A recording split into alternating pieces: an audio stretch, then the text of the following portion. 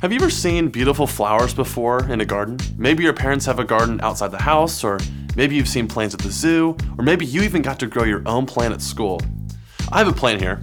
So my question for you is this: how did this plant become so strong and so beautiful? Did it just suddenly appear like this one day? Well, no. It grew. It grew from a little seed, just like this one. A gardener planted a seed into good soil, and then the seed needed to be nurtured. It needed water and sunlight to grow. Did you know that when you join God's family, God plants seeds of the fruits of the Spirit in your heart? He does. But what are the fruits of the Spirit? You can find the whole list in Galatians 5, but here are a few examples. Things like love, joy, patience, gentleness, and self-control. It's kind of like your heart is a garden, and God plants good seeds in it. He plants seeds of love, joy, patience, peace, and self-control into the garden of your heart. But what do the fruits of the Spirit need to grow? First and foremost, the fruits of the Spirit need their gardener. The good seeds that God planted need God to be their good gardener. Without God, those seeds will not grow. God is our good gardener who nurtures the seeds that He planted. We can be confident that God has begun to work in our lives, and He will complete that work. Second, the seeds need water and sunlight to grow.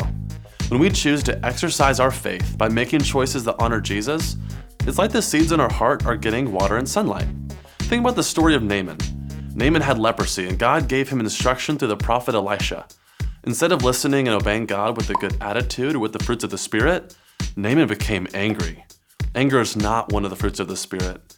Because NAAMAN grew angry instead of obeying God with a good attitude, it's kind of like NAAMAN made room for a weed to grow in his heart. So what should NAAMAN have done?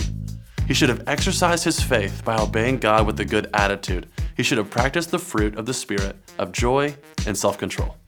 So what do you do when God tells you to do something? What do you do when your parents ask you to clean up your toys or to clean your room or turn off your video game when you really don't want to? Or what do you do when you realize that you need to change the way that you talk about other people, even though all your friends are doing it? Or what do you do when you are mean to your brother or sister and you know you need to apologize, even though it'll be really difficult to do? Do you obey God with a good attitude? Do you exercise your faith by choosing to be full of joy and self-control when you obey? Or do you choose to let weeds grow in your heart by becoming angry or by complaining? When we choose to obey God with a good attitude, it's like those seeds in our heart are getting watered and they're getting stronger. Choosing to obey God with a good attitude is always the right choice, but it's not always the easiest choice to make. I want to encourage you with what 1 Corinthians 10:13 says. You are tempted in the same way all other people are.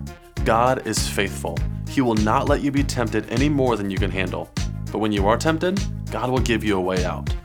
He is our strength, and because of that, we can make choices every single day that honor Jesus, and those good seeds that God planted in our heart will grow to be full of good fruit.